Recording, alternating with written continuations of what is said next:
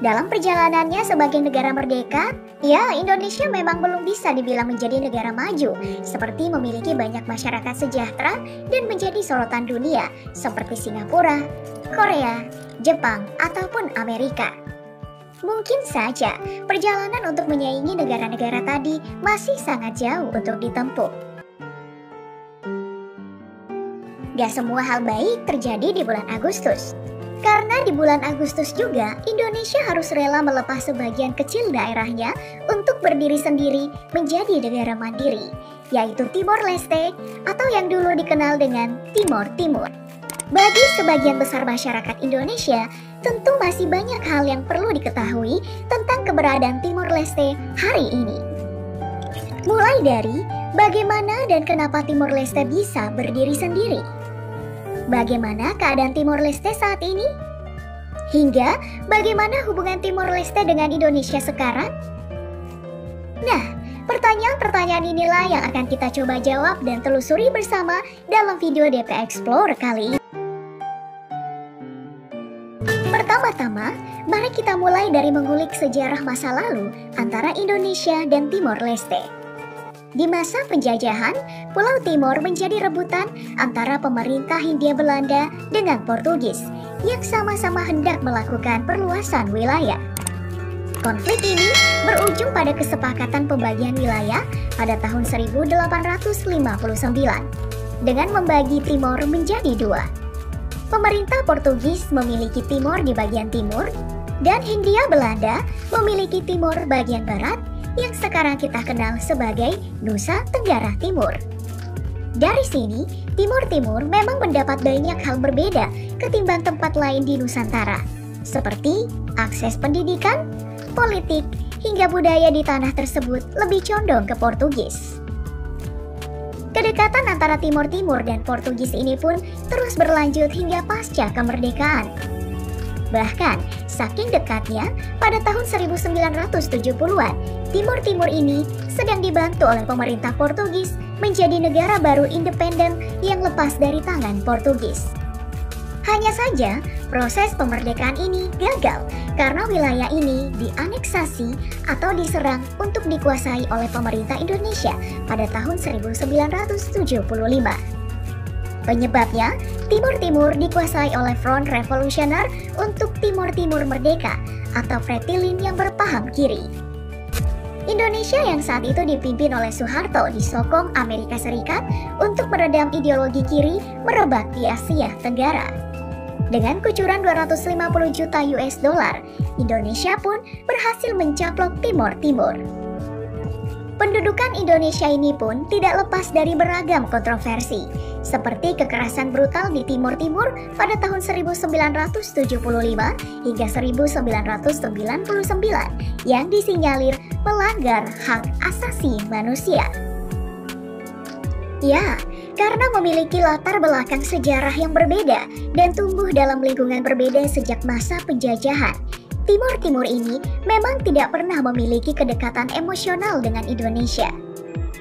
Makanya, sejak dikuasai oleh Indonesia pada tahun 1970-an, selalu ada riak dan protes yang dilakukan oleh masyarakat di sana untuk kembali merdeka dan berdiri sendiri, seperti rencana bersama pemerintah Portugis.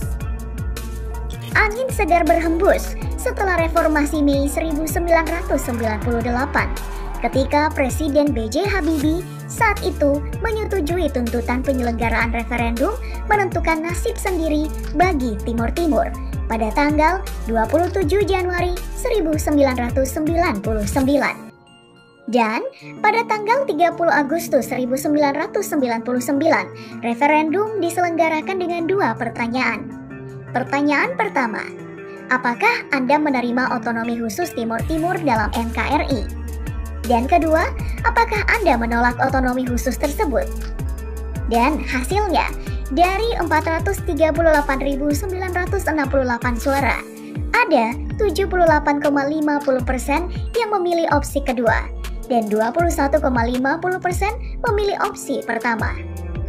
Hasil inilah yang menjadi dasar pemisahan Timor Timur dan berdirinya negara Timor Leste yang keberadaannya diakui oleh PBB pada 20 Mei 2002.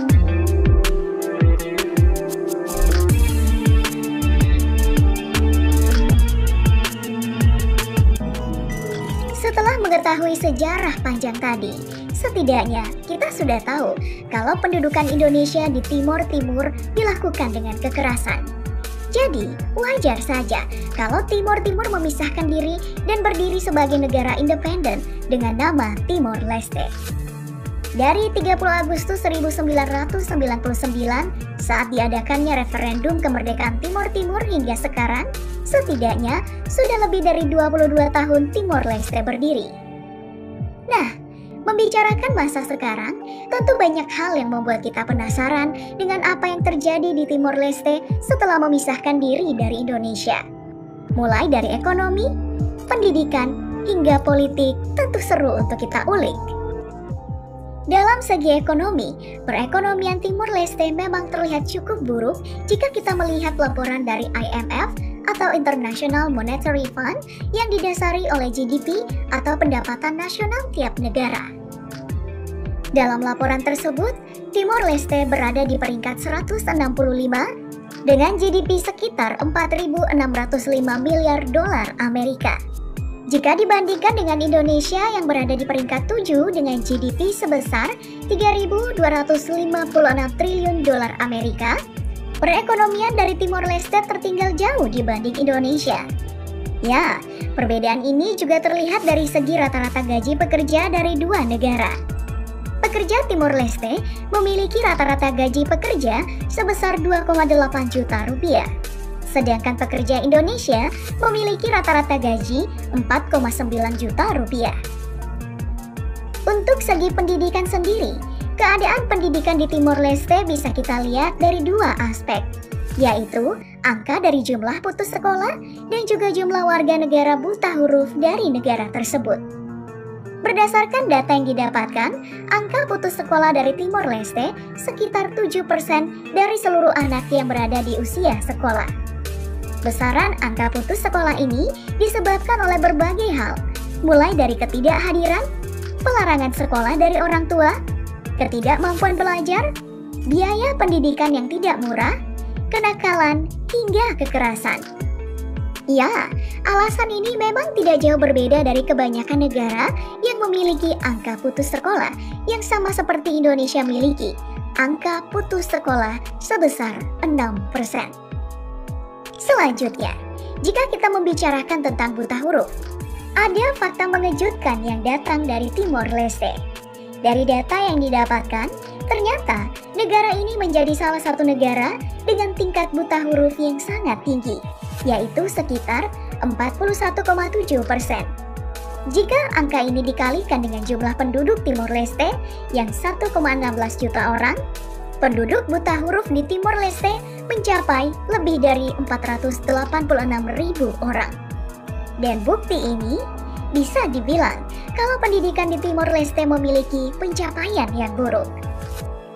Sedangkan untuk segi politik, Timor Leste memang diakui oleh PBB dan juga menjalin kerjasama dengan berbagai negara.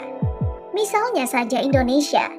Negara kita dan Timor Leste masih menjalin banyak kerjasama seperti dalam bidang teknologi, pendidikan, dan kesehatan. Bahkan dari segi ekonomi, Indonesia masih menjadi mitra dagang terbaik Timor Leste dengan jumlah perdagangan antar negara mencapai 55%. Masalah pemerintahan, negara yang memiliki bentuk pemerintahan kesatuan semi-presidensial yang menggabungkan republik dan parlemen ini tengah dipimpin oleh Francisco Guterres sebagai presiden dan Taur Matanruak sebagai Perdana Menteri. Dalam pemerintahan kedua orang ini, Timor Leste tidak bisa dibilang menjadi negara yang lebih baik, apalagi saat pandemi seperti sekarang. Kedua pemimpin ini dianggap lalai dalam melakukan penanganan pandemi. Ya, itu tadi penelusuran DP Explore kali ini tentang Timor Leste. Jika ada yang bertanya, apa Timor Leste mau rujuk lagi dengan Indonesia atau tidak? Ya, jawabannya mungkin saja tidak. Karena sebagai negara merdeka, tentu saja Timor Leste yang pernah direbut dengan kekerasan oleh Indonesia masih merasakan beberapa trauma. Jadi, meskipun negaranya nggak sebagus Indonesia, ya orang-orang di sana juga masih betah. Walaupun dalam faktanya kehidupan di sana sangatlah sulit.